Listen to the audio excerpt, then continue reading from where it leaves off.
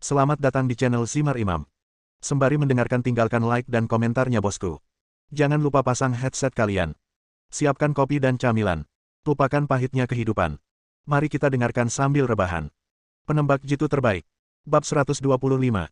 Terima kasih, Smith. Natasha keluar dari mobil dan berkata, lalu melihat sekeliling dan bertanya dengan suara rendah, apakah pria menyebalkan itu ada di sini? Nona, apakah yang Anda maksud adalah Tuan Matt? Tanya Smith. Natasha mengangguk. Sayangnya, Master Meter tiba 2 jam yang lalu, jawab Smith. Natasha menunjukkan rasa jijik di wajahnya, tapi kemudian menyembunyikannya lagi dan berkata sambil tersenyum, Smith, ketiganya adalah temanku. Mereka juga membawa hadiah. Tolong biarkan seseorang mengambilnya. Ya. Smith bertepuk tangan dengan lembut, dan dua penjaga keamanan segera datang untuk membantu mengeluarkan hadiah dari bagasi. Smith, tolong siapkan beberapa kamar tamu lagi. Mereka akan menginap di sini malam ini, kata Natasha dan mengulurkan tangan untuk memegang lengan Lian, terlihat sangat mesra. Ya, Smith menjawab. Smith, begitu kita bertemu, aku akan pergi menemui ibuku dulu. Teriak Natasha dan menarik Lian dan mereka bertiga ke dalam rumah. Setelah sekelompok orang pergi, Smith menggelengkan kepalanya tanpa daya. Ruang tamu Natasha sangat besar, mirip galeri seni, dengan dekorasi klasik dan barang antik bersejarah serta lukisan orang-orang terkenal yang tak ternilai harganya di mana-mana.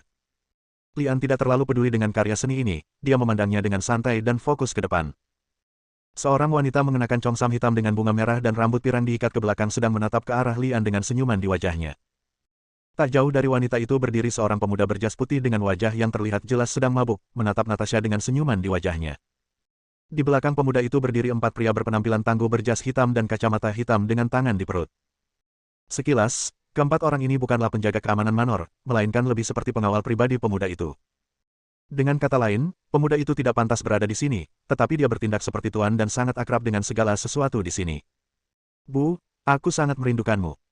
Teriak Natasha dan melemparkan dirinya ke pelukan gadis congsam itu sambil mengusapkan kepalanya ke seorang anak yang terlihat seperti anak kecil. Mama, tanda tanya. Lian, Su Xiaomei, dan Wu Jinseng semuanya tercengang. Natasha tampak seperti berusia 20 tahun, tetapi gadis congsam itu tampak seperti baru berusia 30 tahun. Gadis sialan, apakah kamu bersedia kembali menemuiku? Kata gadis congsam itu sambil berpura-pura marah dan menepuk-nepuk tubuh Natasha. Bukankah sibuk bekerja? Natasha tersenyum nakal dan melanjutkan, lagi pula, beraninya aku tidak datang saat ibu menelepon. Kak Natasha, kita bertemu lagi. Pemuda di sebelahnya berkata sambil tersenyum. Oh, Natasha sangat dingin terhadap pemuda ini. Namun pemuda itu tetap tersenyum dan berkata, Saudari Natasha, saya baru saja kembali dari Prancis dan membawakanmu beberapa botol parfum Prancis paling asli. Kamu pasti akan menyukainya. Bu, ayo, izinkan aku memperkenalkan temanku kepadamu. Natasha mengabaikan pria itu, menarik gadis congsam itu ke depan Lian dan berkata, ini Lian. Saat dia mengatakan itu, tangan Natasha secara alami memeluk lengan kiri Lian. Pemandangan di depannya secara langsung menyebabkan munculnya garis hitam di antara alis pria yang berdiri di samping. Lian juga sedikit malu. Lagi pula, orang yang berdiri di depannya adalah ibu Natasha. Dia hanya bisa menahan diri dan berkata, halo, Bibi. Gadis congsam itu memutar pinggangnya, mengulurkan tangan dan menepuk bahu Lian, menutup mulutnya dan berkata sambil tersenyum, ada apa dengan Bibi? Panggil saja aku Kakak Li. Saudari, apakah ini tidak pantas? Lian secara naluriah melihat ke samping Natasha. Namun Natasha sudah terbiasa dan berkata dengan acuh tak acuh, tidak masalah, kamu bisa memanggilnya Kakak Li. Bagaimanapun, dia adalah wanita yang tidak besar atau kecil. Saudari Li langsung berteriak dengan wajah datar, hai nak, siapa yang besar? Adakah yang membicarakan ibunya sendiri seperti ini? Bukankah aku mewarisinya darimu? Natasha menjulurkan lidahnya sambil bercanda, lalu menunjuk ke arah Su Xiaomei dan Wu Jinseng dan berkata, mereka adalah teman sekelas Lian di SMA, ini Su Xiaomei, dan ini Wu Jinseng. Saudari Li, kamu sangat cantik. Alangkah baiknya jika aku bisa terlihat sepertimu dalam 10 tahun. Su Xiaomei sekali lagi menggunakan keterampilan komunikasinya untuk membuat saudari Li terkikik. Wu Jinseng, sebaliknya, mengetahui identitas saudari Li dan tampak sangat terkendali. Dia bahkan menyesal mengikuti Lian ke sini dan berteriak dengan gemetar, saudari Lili. Sister Natasha, maukah kamu memperkenalkanku kepadaku? Pemuda di belakang Liang maju ke depan dan berkata, masih dengan senyuman di wajahnya. Tolong panggil aku Natasha mulai sekarang, dan jangan tambahkan kata kakak di akhir. Aku tidak ada hubungannya denganmu, kata Natasha dengan wajah dingin. Pemuda itu masih tetap tersenyum, tetapi semua orang tahu bahwa dia telah mencapai titik puncaknya. Saudari Li buru-buru merapikan semuanya dan berkata, izinkan saya memperkenalkan Anda. Ini Maid, yang tumbuh bersama kekasih masa kecil Natasha. Senang bertemu denganmu, kata Maid sambil berjalan ke arah Lian dan mengulurkan tangannya. Senang bertemu denganmu. Lian mengulurkan tangan dan menjabat tangan Matt. Matt awalnya ingin menggunakan kesempatan ini untuk mempermalukan Lian, tapi dia malah mengerutkan kening dengan ekspresi kesakitan di wajahnya. Kau mencari masalah. Natasha menyombongkan diri dari pinggir lapangan. Apakah kamu baik-baik saja? Lian melepaskan dan berkata. Tidak apa-apa. Matt sangat malu. Untuk menghindari rasa malu lebih lanjut, saudari Li tersenyum dan berkata, lihat ingatanku, apakah kalian semua lapar? Ayo, kita makan. Restoran Natasha dapat menampung ratusan orang yang bersantap pada waktu yang sama, namun terkesan agak kosong dengan hanya beberapa orang saat ini. Ada seorang pelayan yang berdiri di belakang semua orang, yang membuat Lian sangat tidak nyaman. Baiklah, bisakah aku melakukannya sendiri? Lian bertanya. Saudari Li mengangkat bahunya dan berkata, terserah, selama kamu bahagia. Aku tidak punya banyak barang di sini. Bagus sekali. Lian menghela napas lega, mengulurkan tangan dan mengambil sepotong roti dan memasukkannya ke dalam mulutnya. Tidak berbudaya. Maid memutar matanya ke arah Lian dan berkata. Natasha segera mendorong kembali. Ini yang namanya kemandirian. Tidak seperti sebagian orang yang terlahir sebagai parasit dan harus dilayani oleh orang lain meski mereka makan. Kamu. Matt menelan kata-kata itu begitu dia keluar dari mulutnya, berbalik dan berteriak pada pelayan yang melayaninya, pergi, aku bisa melakukannya sendiri. Ini benar-benar kurangnya pendidikan.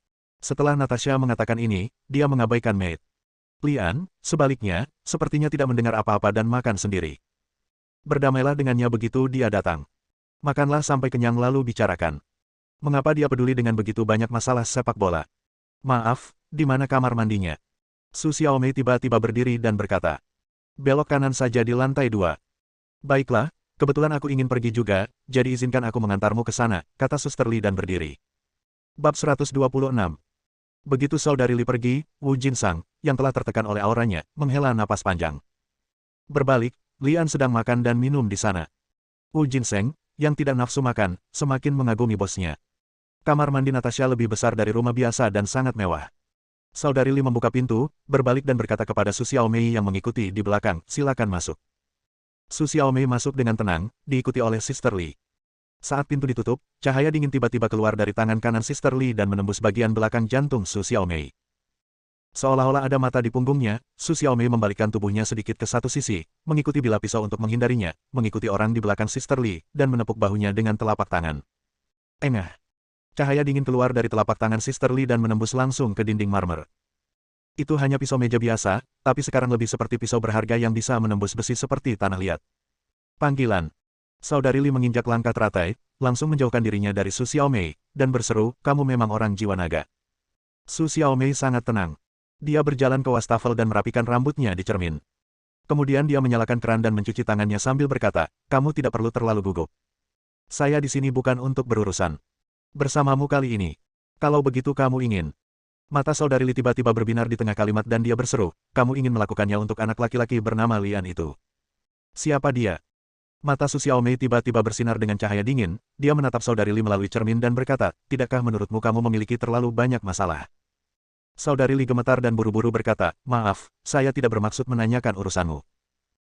Dia berhenti sebentar dan kemudian berkata dengan wajah serius, namun, meskipun aku, Xiao Li, tidak bisa menyinggung perasaanmu jiwa naga, tapi sebaiknya jangan menyakiti putriku, kalau tidak aku akan melawanmu orang jiwa naga sampai mati bahkan jika aku memberikan semua yang kumiliki. Apakah ini peringatan? Su Xiaomei menoleh untuk melihat saudari Li. Saudari Li secara naluriah mundur selangkah dan berkata, kamu dapat menganggap ini sebagai permintaan.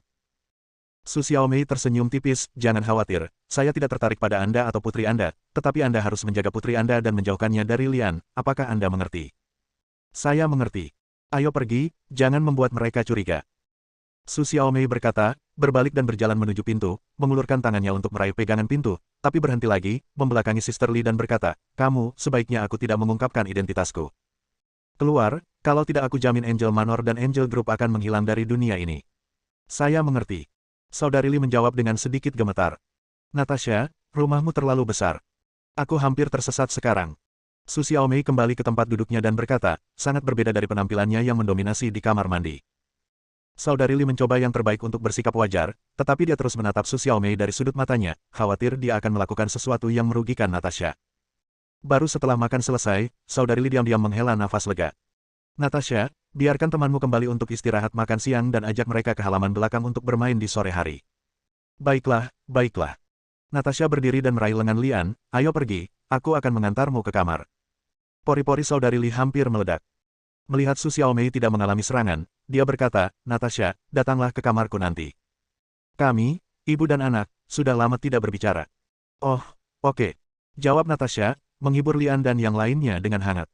Maid sekali lagi membeku di sana, memegang garpu dengan kedua tangan yang marah hingga bengkok. Ledakan. Kembali ke kamarnya, Mete meninju perut salah satu pengawalnya, disusul rentetan pukulan dan tendangan, bahkan menghantam sebuah kursi.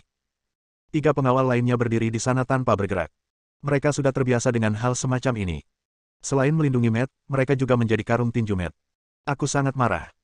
Jika bukan karena tujuan menelan grup malaikat, apakah aku, sobat, harus menanggung penghinaan dan menanggung beban seperti ini? Natasha, tunggu saja aku pasti akan menjemputmu. Ketika grup malaikat menjadi milik pasanganku, maka... Senandung. Setelah melampiaskan amarahnya, Mete merasa jauh lebih baik, namun saat memikirkan tatapan Natasha dan Lian dari dekat, dia langsung menjadi marah lagi. Kalian berempat persiapkan untukku dan cari kesempatan untuk membunuh anak itu sore ini. Ya. Keempat pengawal itu membersihkan kamar dan pergi. Lian dan mereka bertiga masing-masing memiliki kamar tamu, tetapi Wu Jinseng menyelinap ke kamar Lian. Bos, menurutku kita harus segera melarikan diri. Wu Jinseng berteriak dengan gugup. Melarikan diri? Kenapa? Lian bertanya dengan bingung. Ups. Bos, bukankah aku sudah memberitahu siapapun? Grup malaikat memiliki latar belakang yang suram, dan kami sekarang berada di sarang gangster. Kami bahkan tidak tahu bagaimana kami akan mati jika kami tidak berhati-hati. Selain itu, bos, apakah kamu tidak memperhatikan pria bernama Matt? Anak itu telah menganggapmu sebagai saingan cintanya, dan menurutku pasangan ini sama sekali tidak mudah. Menyinggung perasaannya tidak akan ada gunanya bagi kita. Oleh karena itu, lebih baik kita segera meninggalkan tempat yang benar dan salah ini. Petik 2. Wu Jinseng berkhotbah terus-menerus, dan apa yang dia katakan masuk akal dan beralasan. Lian hanya tersenyum tipis, jika kamu takut, pergilah sendiri. Sedangkan aku lelah dan perlu istirahat dulu. Pada saat yang sama, di kamar Sister Li. Bu, ibu tidak bisa mendorongku ke dalam lubang api. Meskipun aku tahu aku tidak menyukai pria itu, Maid, aku membiarkan dia tinggal di rumah kami. Selain itu, Anda harusnya lebih tahu dari saya bahwa tujuan Meite mendekati saya adalah untuk mendapatkan kekuatan Anda. Petik 2. Natasha memeluk lengan Suster Lee dan berkata dengan genit. Dasar gadis sialan, bagaimana aku bisa mendorongmu ke dalam lubang api? Ini tidak dipaksakan oleh situasi. Aku tidak bisa mengusir Maid tanpa alasan. Itu akan membawa masalah bagi grup malaikat. Saudari Lee mengulurkannya suaranya. Dia mengetuk hidung Natasha dengan jarinya. Aku tahu ibu adalah yang terbaik bagiku. Kata Natasha langsung sambil tersenyum. Saudari Lee tiba-tiba berhenti tersenyum dan berkata dengan wajah serius, Natasha, jawab pertanyaanku dengan jujur. Bu, beritahu aku. Kali ini kamu membawa kembali anak laki-laki bernama Lian itu, apakah kamu hanya ingin menggunakan dia sebagai tameng atau kamu benar-benar jatuh cinta padanya? Apa bedanya? Ya. Jika kamu hanya menggunakan dia sebagai tameng, maka jangan melakukan kontak apapun dengannya setelah ini. Jika kamu benar-benar jatuh cinta padanya, maka aku menyarankan kamu untuk berhenti memikirkannya, kan? Mengapa? Tidak ada alasan. Kamu hanya perlu mengingat satu hal. Menjadi seorang ibu tidak akan pernah mendorongmu ke dalam jurang api. Semua yang aku lakukan adalah untukmu.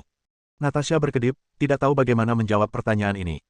Apakah kamu hanya menggunakan Angli sebagai tameng, atau memang kamu tertarik padanya? Bab 127. Dia bilang dia sedang istirahat, tapi nyatanya, Lian sedang duduk di tempat tidur bermeditasi seperti biksu tua, dengan dada naik turun sedikit, berlatih metode pernapasan nafas naga. Ayahnya telah menyuruhnya untuk mempelajari nafas naga sebanyak mungkin, jadi Lian meluangkan seluruh waktunya untuk berlatih. Salah satu kelebihan nafas naga adalah dapat digunakan tanpa memandang waktu dan tempat seperti pernafasan biasa. Tentu saja, karena nafas naga itu istimewa dan berbeda dengan nafas biasa, dalam keadaan normal Lian tidak akan menggunakan nafas naga di depan orang luar. Ini juga merupakan bentuk perlindungan diri.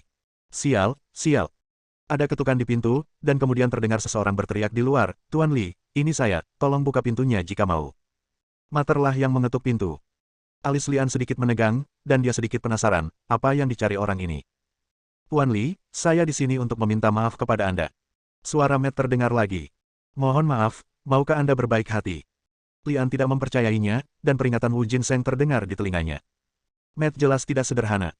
Orang ini pasti seekor musang yang memberikan ucapan selamat tahun baru kepada ayamnya, dan dia tidak punya niat baik.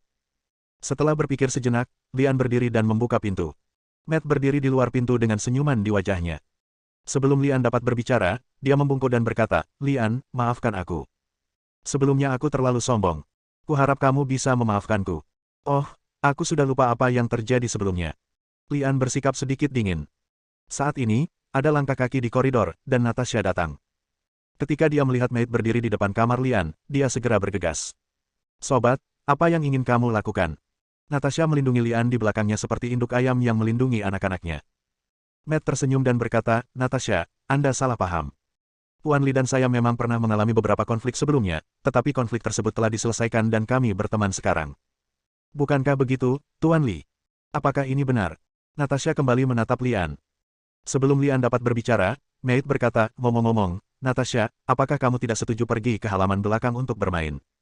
Aku sangat menantikannya. Halaman belakang. Lian mengerti tujuan kedatangan Maid. Orang ini takut semua orang tidak mengizinkannya bermain, jadi dia datang lebih awal untuk menuntut perdamaian. Namun, jelas ada konspirasi tersembunyi di balik wajah tersenyum anak ini. Tuan Li, ini pertama kalinya Anda datang ke Angel Manor, dan Anda tidak tahu banyak tentang halaman belakang Manor.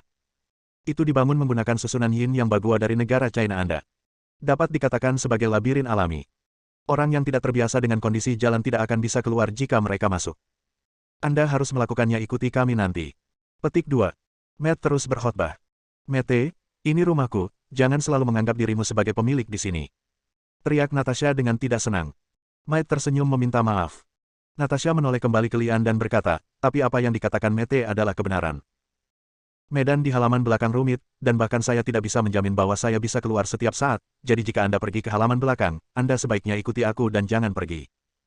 Lian mengangguk, ingin melihat halaman belakang ini dibangun menurut Yin dan Yang Bagua. Setengah jam kemudian, Lian dan rombongannya siap berangkat. Meski hanya akan bermain di halaman belakang, Natasha meminta semua orang membawa perlengkapan yang banyak. Misalnya, kompas, biskuit terkompresi, tali, senter, del. Kecuali senjata api, bisa dibilang saya sudah membawa semua yang harus saya bawa.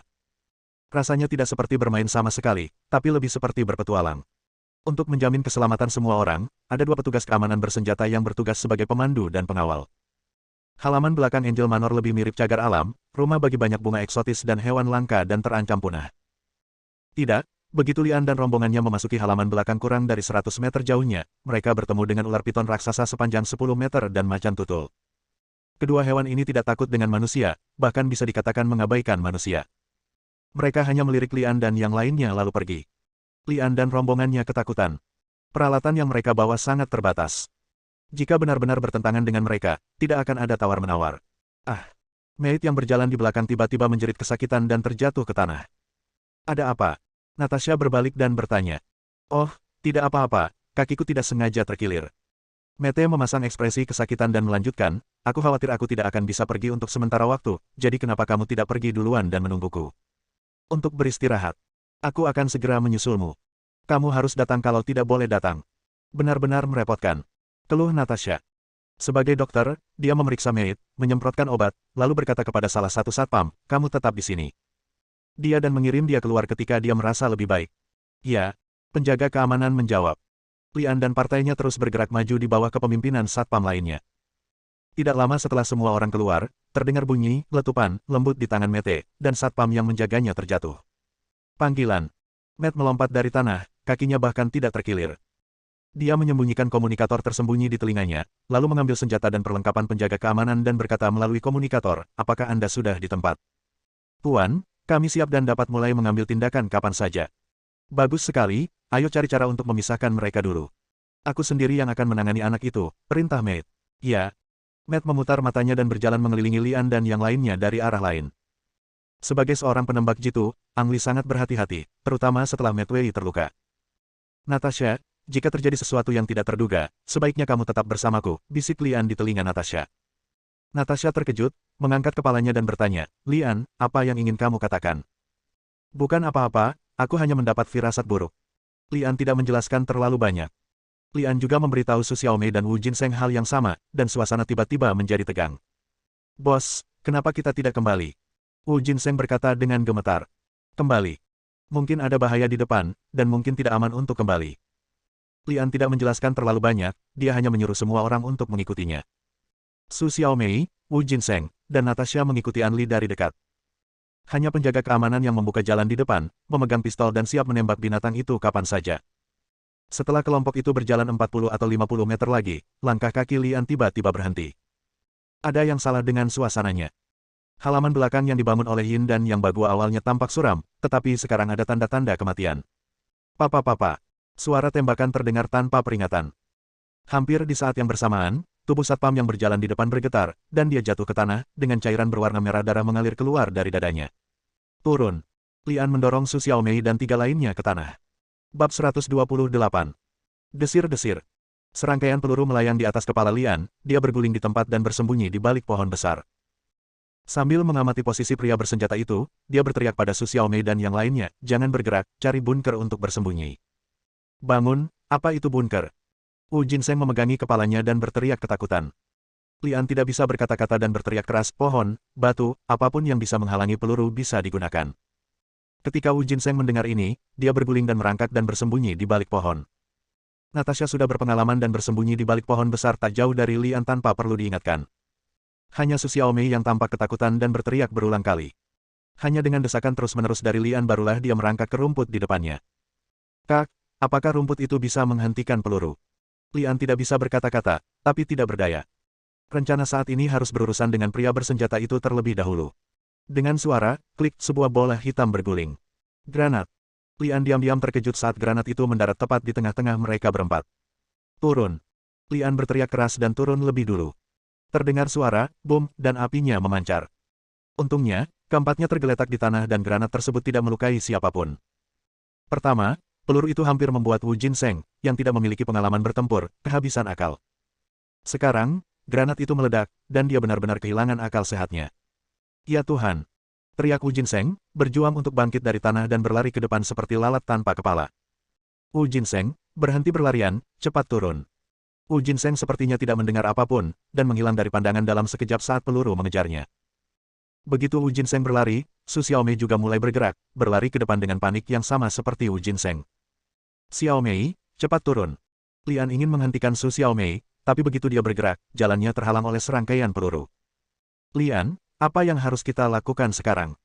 Natasha tampak tenang, tapi tidak ada yang bisa dia lakukan. Lian menjulurkan kepalanya dan melihat sekeliling, secara kasar menentukan jumlah dan lokasi musuh. Jika dia punya senjata, dia bisa membunuh setidaknya 2 orang sekarang, tapi sayangnya peralatan di tangannya sama sekali tidak berguna. Aku butuh pistol. Ang Li kembali menatap Natasha. Aku tahu di mana pistolnya. Mata Natasha berbinar, dan dia melihat sekeliling seperti yang dilakukan Ang Li. Kicauan, kicauan, kicauan. 3 peluru menghantam pohon, hampir melukai Natasha.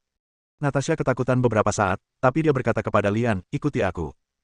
Setelah itu, dia bangkit dan berlari ke arah lain. Bang. Beberapa peluru mengikuti jejak Natasha ke dalam tanah. Tanpa menunggu, Lian mengertakkan gigi dan bergegas keluar saat tembakan berhenti. Anak buah Maidlah yang menembak dan menyerang Lian dan rombongannya. Setelah berhasil menyelesaikan misi, salah satu dari mereka berkata melalui komunikator, Tuan, orang-orang telah dipisahkan. Oke, anak Lian adalah milikku. Kalian berdua bunuh 2 lainnya, perintah Matt. Ya, para pengawal menjawab. Saat suara tembakan terdengar, di mana letak rumah besar di Angel Manor. Saudari Li sedang duduk di mejanya menyetujui dokumen. Tiba-tiba dia mendengar suara tembakan dan mengerutkan kening. Dia membuang dokumen di tangannya dan mengeluarkan pistol kaliber kecil dari laci. Wow! Segera setelah pintu ruang belajar dibuka, lebih dari selusin senjata diarahkan ke Sister Li, dan orang-orang ini semuanya adalah penjaga keamanan Angel Manor. Saudari Li mengerutkan kening, menatap salah satu penjaga keamanan dan bertanya, Solo, apa maksudnya ini? Haha. Terdengar tawa, lalu seorang pria parubaya kekar dengan wajah berotot keluar. Tony. Saudari Li mengerutkan kening lebih erat. Dia segera tahu apa yang sedang terjadi. Matanya kembali tertuju pada Solo, dan dia berkata dengan sedikit kebencian, Solo, aku biasanya memperlakukanmu dengan baik, tapi aku tidak mengharapkanmu. Memperlakukanku seperti ini. Akan mengkhianatiku. Maaf. Pak Tony memberikan tawaran yang tidak bisa saya tolak, kata Solo sambil mendorong ke depan, mengambil ponsel kaliber kecil dari tangan Sister Li, lalu berkata, Sister Li, Pak Tony berjanji untuk mempertahankanmu. Ada jalan keluarnya, selama kamu bisa bekerja sama dengannya. Tony tersenyum dan berkata, ya, selama kamu bekerja sama denganku, aku berjanji tidak akan membunuhmu. Tony, apakah kamu tidak takut dengan balas dendam dari Angel Group kita? Sister Li menatap tajam ke arah Tony. Tony mendengus dengan nada menghina dan berkata, apakah menurutmu aku akan melakukan ini jika aku takut? Selain itu, kamu memaksaku melakukan semua ini. Jika Anda menikahkan gadis bau Natasha itu dengan putra saya sejak dini, sehingga memungkinkan saya berhasil menguasai grup malaikat, saya tidak akan mendapat masalah dengan Anda. Petik 2. Saudari Lee mengangkat kepalanya tinggi-tinggi dan berkata, Tony, apakah kamu terlalu naif? Apakah kamu pikir kamu bisa mendapatkan Angel Group dengan melakukan ini? Terserah kamu untuk memutuskan apakah kamu bisa atau tidak. Setelah Tony selesai berbicara, dia melambaikan tangannya dan berteriak, kunci dia dan jangan biarkan apapun terjadi padanya. Ya, jawab Zoro, mengikat saudari Lee dengan tangannya sendiri, dan kemudian memerintahkan seseorang untuk mengunci saudari Lee di tempat pembakaran bawah tanah. Tony melangkah maju dan memukul dada Tony dengan tangannya, dan berkata dengan gembira, Zoro, kamu melakukan pekerjaan dengan baik kali ini. Aku tidak akan melupakan kontribusimu. Sekarang, pergi dan dapatkan kembali gadis Natasha itu untukku. Hari ini aku pergi untuk melihatnya menikah dengan putraku malam ini. Ya. Zoro memberi hormat dan kemudian memimpin sekelompok orang menuju halaman belakang. Begitu Solo pergi, wajah Tony menjadi dingin. Dengan lambaian tangannya, seorang pria bersenjata berkemeja hitam menghampirinya. Pria ini adalah anak buah Tony. Selain menyuap satpam seperti Solo, dia juga berani datang ke sini dan lebih mengandalkan personel bersenjatanya sendiri. Ajak orang untuk mengikuti mereka, dan bunuh semua orang jika perlu. Apakah kamu mengerti? Ya. Pria berbaju hitam memimpin hampir 30 orang dan mengikuti Tony ke halaman belakang. Smith. Tony tertawa lagi, berjalan ke sudut ruang tamu, dan berkhotbah kepada pengurus rumah tangga Angel Manor yang dijebak oleh dua pria bersenjata. Saya lapar, bisakah Anda menyiapkan makanan dan anggur untuk saya? Ya. Smith menjawab tanpa ekspresi dan berjalan menuju dapur di bawah pengawalan dua pria bersenjata. Pasukan Matt dibagi menjadi dua gelombang. Satu gelombang mengikuti Lian kalau Matt tidak bisa menanganinya sendirian. Gelombang lainnya mengejar Wu Jinseng. Halaman belakang memang diatur menurut Yin dan Yang Bagua. Pada saat pengawal menyusulnya, Wu Jinseng sudah menghilang. Jangan bunuh aku, tolong jangan bunuh aku tidak tahu apa-apa. Su Xiaomei berteriak ketakutan. Kedua pengawal itu sudah mendambakan kecantikan Su Xiaomei, dan mereka tidak bisa mengendalikan diri sekarang.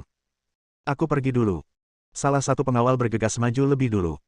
Pengawal lainnya tertinggal dan hanya bisa berbalik dan menunggu dengan senjatanya. Bersambung.